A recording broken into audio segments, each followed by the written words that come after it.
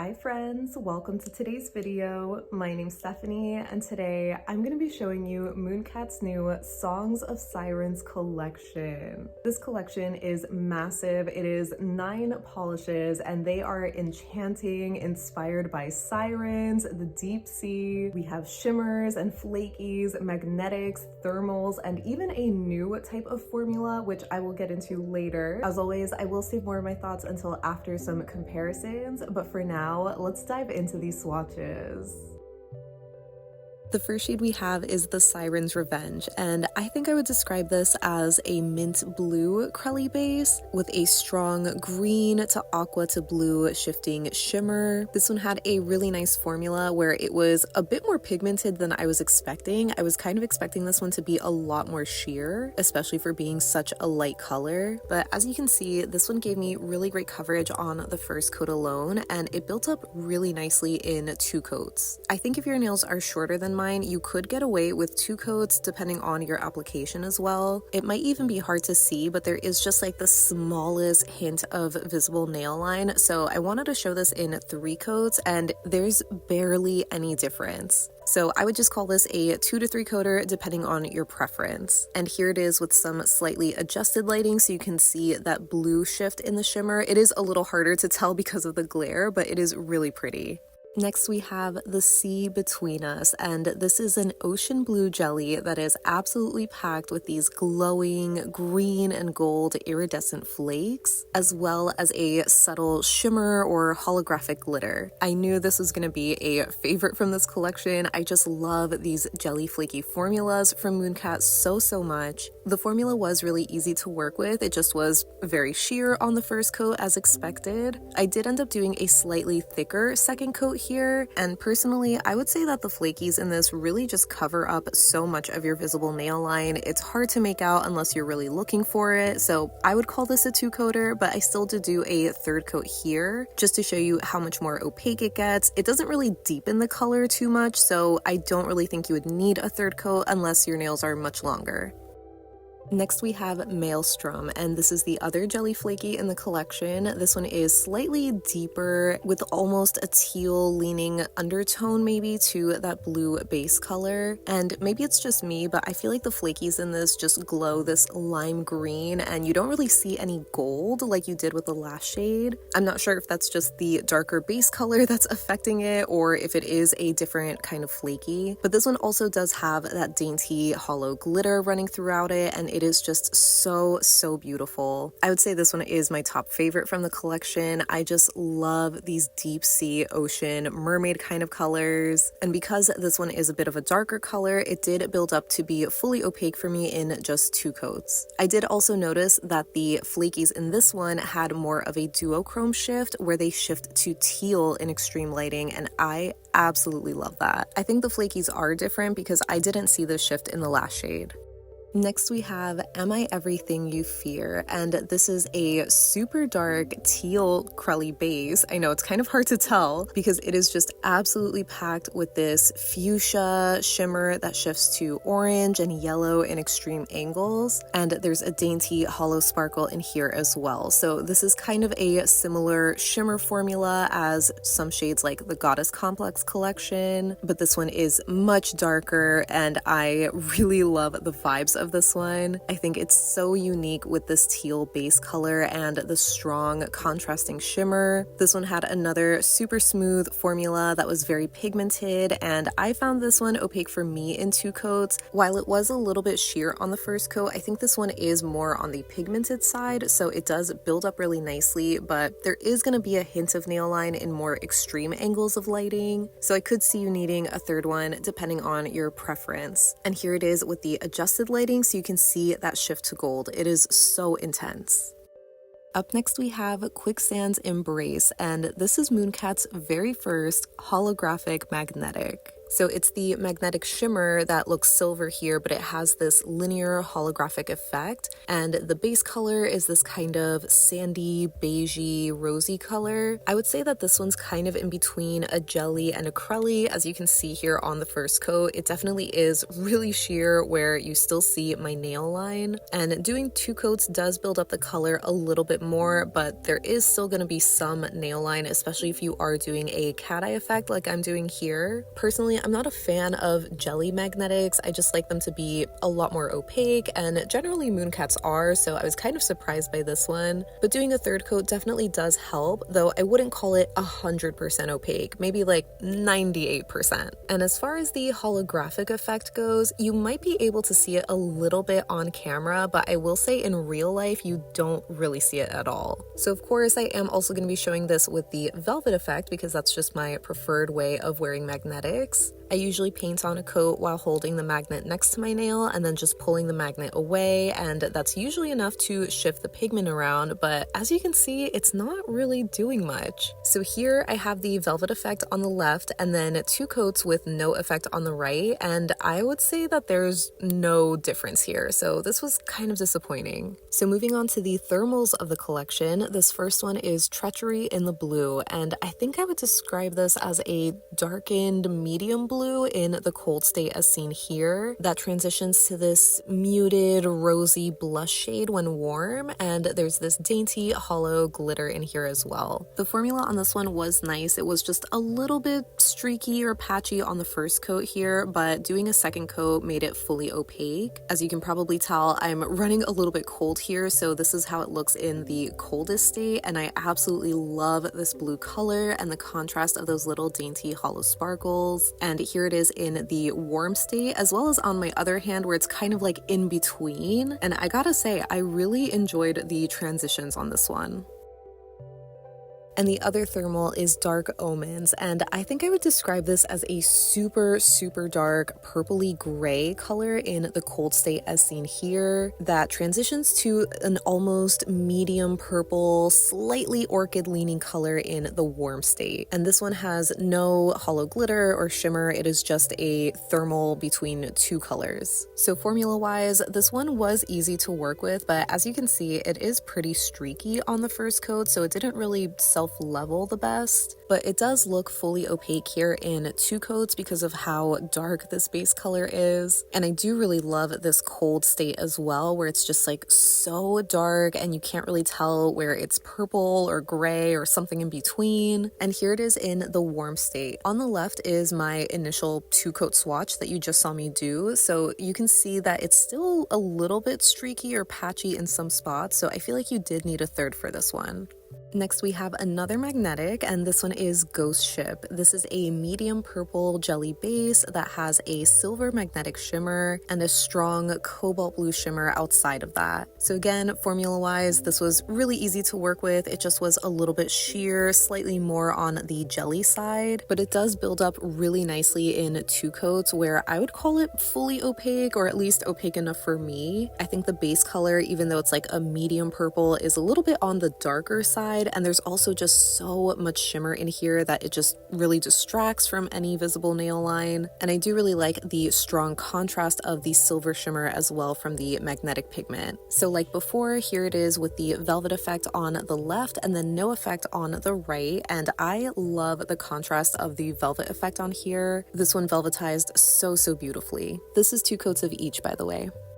And rounding out the collection, we have a Most Destructive Melody, and this is such an intense multi-chrome. It shifts from blue to purple to orange and yellow and even green in extreme angles. It is so crazy, and it's kind of hard to tell what color the base is. I can't tell if it's a super dark purple or a black because there's just so much of the shimmer in here. As you can see, this one had really great coverage on the first coat alone. It just was a little bit sheer in some spots, so I wouldn't call this a 1-coater necessarily, but I do think you could wear it in 1 coat over a black or another darker color and it would look like you're just wearing a multi-chrome polish. As you might know, I'm not the biggest fan of multi-chromes, but I definitely have been loving them lately, and I especially love the color combination in this one. Mainly how you see the blue and purple with hints of pink in more like direct lighting, but then in indirect lighting you see that more fiery range where it goes from orange to gold to green in very extreme angles. It is just so shifty.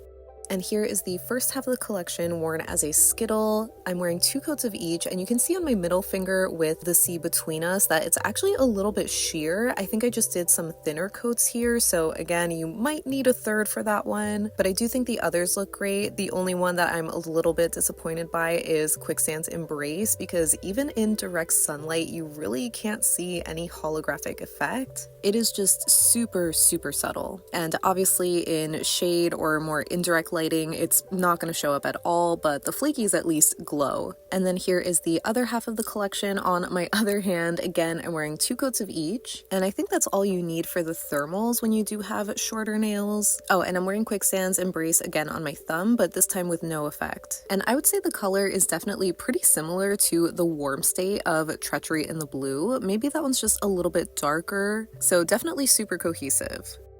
Now getting into comparisons, I'm starting with some bottle comparisons for the Siren's Revenge. The first one I have is Mermaid bait. As you can see, this one is more of a true blue, not really aqua leaning, and it also has a pink to orange shifting shimmer, so totally different finish and color. Something that's a little bit closer is Catfished from last year's Mermaid Tales collection. This one has a similar aqua kind of vibe, but this one is an ultra fine flaky formula, where the flakies are pretty similar in color, but the bases are a little different. And here it is next to Sabertooth from the Pretty Prehistoric collection. This one is more of a cornflower blue with a blue shimmer, so overall a lot more blue and less green or aqua leaning than Siren's Revenge. So for actual comparisons, the first shade that I thought of was Earth to Gaia from the Goddess Complex collection. This one is described as having a jade green base, but I always thought it was a little too blue, and it is pretty similar to the base color of the Siren's Revenge. I would say it's just a little bit lighter, and the obvious difference is their shimmer. Aside from the color, it's a little bit finer in Earth to Gaia. So to get more of that green kind of shimmer, I thought maybe Full Scream Ahead would be a little bit more similar. It's obviously not. It's more of like a lime green compared to the aqua in the Siren's Revenge, but I still wanted to try layering 1 coat of Full Scream Ahead over Earth to Gaia to sort of combine those shades, but it wasn't really a great recreation.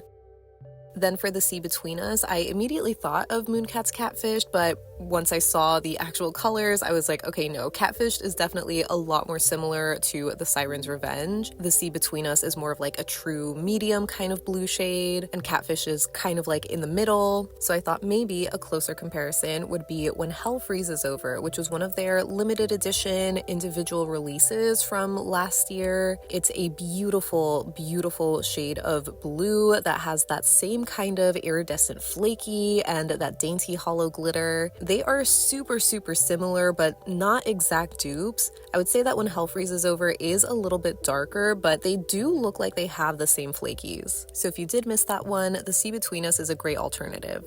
Then for Maelstrom, I also wanted to show this next to When Hell Freezes Over, so you get an idea of just how teal leaning this one is. It's also a lot darker, so definitely not dupes. I would say that When Hell Freezes Over is kind of an in-between of these 2 shades because it does lean a little teal in more indirect lighting, but it definitely is closer to the Sea Between Us.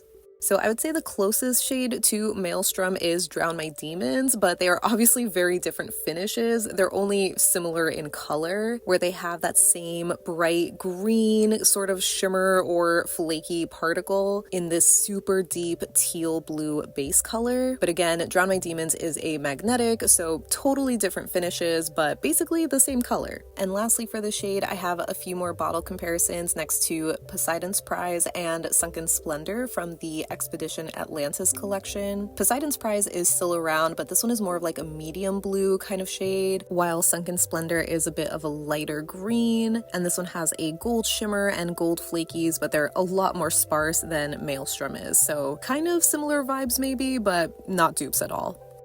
Then for Am I Everything You Fear, I was immediately reminded of Tectonic Shift because it has this kind of pink shimmer that shifts to orange and it's in a green base, but obviously this is much lighter and also an ultra-fine flaky formula, so very different finish as well. A closer shade would be Orly's Metamorphosis from a fall collection a couple of years ago. This one has a similar deep teal base color, but the shimmer is a little different where it's not pink head on, it's just orange, but it does shift to a golden yellow in extreme lighting. So while they are kind of similar, they're still not anywhere near dupes. As you can see on the nail, Orly's a little bit more green leaning and Mooncat's is more of a true teal or just a blue leaning teal. And like I mentioned, the shimmer is definitely very different head on, but again, in more indirect lighting, they look a little bit more similar. Next for Quicksand's Embrace, I wanted to quickly show this next to Velvet Rose, which is another pinky magnetic kind of color, but this one is more of a rosy medium pink with a slightly larger silver shimmer particle.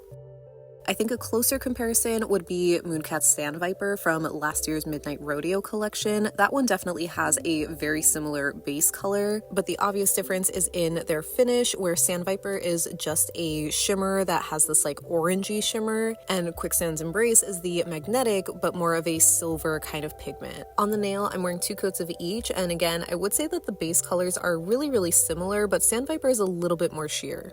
I do think the closest magnetic that I have to it is ILNP's Pink Suede from their recent Velvet collection. This one is even lighter and cooler tone than Velvet Rose, so I feel like it would match a little bit closer to Quicksand's Embrace, but it's obviously still just a little too pink. But it does have a similar silver kind of shimmer going on, but it's just a totally different effect because again, it's supposed to be holographic in Mooncat. Then for Treachery in the Blue, I wanted to show this next to Misery Is My Favorite Color from the Inner Apocalypse collection. That one isn't a thermal and it does have a different kind of finish, but they were kind of similar in my mind, at least color-wise. And in a similar vein, here it is next to Olive Ab's Raindrop because I was immediately reminded of this shade when I first saw this deep blue with that dainty hollow sparkle, but as you can see, they are definitely very different shades of blue. Olive Ab's is a little bit lighter and more teal leaning. So here I'm wearing 2 coats of each, and you can see these are definitely very different. Even with the base of Misery Is My Favorite Color, it's a little bit more gray, but Olive Ab is surprisingly similar, at least as far as the finish goes. Obviously the color is very different. I did also want to compare A Doll's House to the warm state of Treachery in the Blue because I feel like they just looked so similar in my mind, but as you can see, A Doll's House is just a little too pink. Then for Dark Omens, I of course had to show this next to Queen of the Dead from the Seasons of Persephone collection. And while they're both dark and moody shades, Queen of the Dead is just generally more red leaning, while Dark Omens is more purple leaning. Here in the cold state, you can see Queen of the Dead is this super dark kind of blood red shade that has a little tinge of purple, but in the warm state, it's more of a raspberry red. So while I don't have a thermal that's quite like this one, the cold state at least reminded me of Morgan Taylor's 100% Yes from their winter collection. It's one of those super dark kind of charcoal purple sort of colors, but Morgan Taylor's isn't as dark as Dark Omens, which I'm sorry, I'm starting to run warm by this point, so it was kind of hard to see, but definitely not dupes. And as far as the warm state goes, I was immediately reminded of Freudian Slip, and while it doesn't look like they're dupes here because it's a little bit more purple on Dark Omen's side, I was still wearing Dark Omens on my other hand, and I guess it was just running warmer or something, but it ended up looking nearly identical to Freudian Slip. Next for Ghost Ship, I was immediately reminded of This Is a Storm Warning from the Inner Apocalypse collection. They basically have the same kind of blue shimmer and silver magnetic pigment. It's really just the base color that's really different, where Storm Warning is gray and Ghost Ship is purple. So here I'm wearing 2 coats of each unmagnetized, and you can definitely tell a difference in the base color, but the shimmer again just kind of makes it a little hard to see that. But the difference is a lot more obvious once you do a cat eye effect, because it just pulls all of that silver magnetic shimmer to reveal the base underneath. But the shimmer is definitely even more subtle on Storm Warning's side. It's just more vibrant in Ghost Ship. And here's a quick bottle comparison next to All Who Ghosted Me from the Seasons of Persephone collection. At first I thought they were going to be a lot more similar because of that intense blue shimmer, but the bases are definitely very different. And lastly for Ghost Ship, I wanted to show it next to Everybody Scream from the Nightmare Before Christmas collaboration. Sadly this one isn't around anymore, but I thought it was kind of similar as far as having a blue shimmer in like a purple base, but they are different finishes. So an even more recent release that was kind of giving the same vibe of a blue shimmer in a purple base is Cirque's Jammin' Out from their Twisted Tea Party collection. This one is a little bit lighter as far as the purple base goes, and it's also more sheer and more of like a true jelly formula. So I would say that one ends up being the most different. I do have Ghost Ship unmagnetized here, but I was curious to see if I layered Cirque's Chemistry over Everybody's Scream, if that would give it a closer kind of effect to Ghost Ship, and I would say that it does. Like, I'm not saying that this is a perfect dupe or anything, but if you happen to have these two shades, I think you could skip out on Ghost Ship. And finally, for a most destructive melody, I wanted to quickly show this next to Freshly Bitten from the Seasons of Persephone collection. I thought they were going to be a little bit more similar, but Freshly Bitten is more of a purple, red-leaning kind of shade with no blue whatsoever. And here it is next to Nightcrawler from the Inner Apocalypse collection. This one has a deeper purpley gray kind of base color with more of a purple shimmer head on, and it's not nearly as shifty. So as far as actual multi-chrome comparisons go, I was immediately reminded of Cirque's Dream Within a Dream, which is this super shifty multi-chrome that shifts from purple to pink and orange and gold. So on paper, it sounds like they have very similar color shifts, but as you can see, they are very different still, where head on, the shimmer in Mooncat is blue, while it's purple in Cirque, and even in indirect lighting, I would say these shifts are a little bit different, but it's generally more shifty and colorful and Mooncat's polish. Cirque is a little bit more sheer too. I knew I had something closer though, and then I remembered Cirque Colors Paradox, which I forgot to mention. This shade and the last Cirque are both magnetics, but you can just leave them unmagnetized if you want to just wear them as multi-chromes. So this one ended up being a lot more similar to this Mooncat shade, where it has that very similar blue to purple to pink to orange kind of shift going on. The main difference is in the base color, where it's more of this like berry red purple sort of color on Cirque's, and again that one's a bit more sheer. But in indirect lighting, I still will say that Mooncat's had more of a color shift, where you can still see yellow and even green in very extreme angles, but Cirque kind of stops at like orange. So overall, definitely very similar but not exact dupes. So that wraps up my swatches and comparisons for Mooncat's new Songs of Sirens collection. As always, I would love to know what your thoughts are on this release. I definitely think it's such an interesting one because we did already see a mermaid themed collection last year, but that one was a lot more colorful, brighter, just like the total opposite vibe. And I would say that this deeper, more mysterious kind of mood and color palette is much more fitting to Mooncat, so I definitely do love it. But as you saw with some of the comparisons, there definitely are a lot of similar colors that Mooncat has already released. These are just different formulas, and I know that can be a little bit annoying to some people. I personally think it's nice to have the option of having the same color but in your preferred finish, and I do love that this has a mix of different finishes as well, with the flakies and shimmers and the magnetics and the thermals. And while the thermals are definitely so cool, I still struggle to really recommend them just because thermals have a much shorter shelf life compared to other nail polishes. I did see a lot of comments in my last Mooncat video when they announced their first thermal, Queen of the Dead, that a lot of you guys didn't realize that thermals die, and the shelf life can definitely vary on a lot of things, on the quality of the pigment, where you live, how you store your polishes. And since these thermals are so new to Mooncat, we won't really know until at least next year just how well they hold up. But if you do have a much smaller collection where you are going to be reaching for these shades pretty frequently, I guess I would say that they would be worth it. But for others like myself who have much larger collections, or you just don't wear thermals that often, I think maybe you might be able to skip that one. But as far as the magnetic Quicksand's Embrace goes, I don't think I could even recommend that one at all. If you're familiar with me and my channel, you know that I don't love this holographic magnetic formula so much. Cirque had released a collection a couple of years ago and it just was not holographic, and unfortunately that's how I feel about this shade. You can barely tell that there's a holo sparkle in there, and I just feel like the magnetic pigment is just so incredibly subtle. It does remind me sort of last year with their Alice in Wonderland collab. There's this one shade, I think Bread and Butterflies, that they classified as like a subtle magnetic, and so they knocked off like $1 maybe from the price, and I kind of hope that they do that with this shade, honestly, because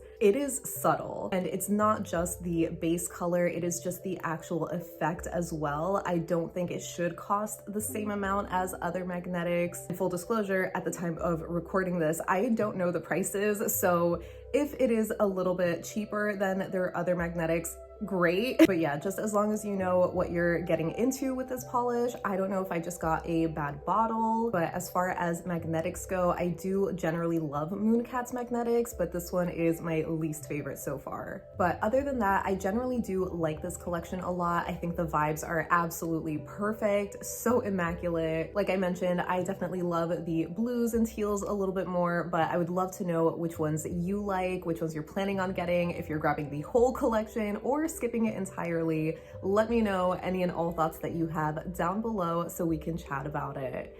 But thank you so much for hanging out with me today. I hope you have a great rest of your day, and I'll see you in the next one. Bye.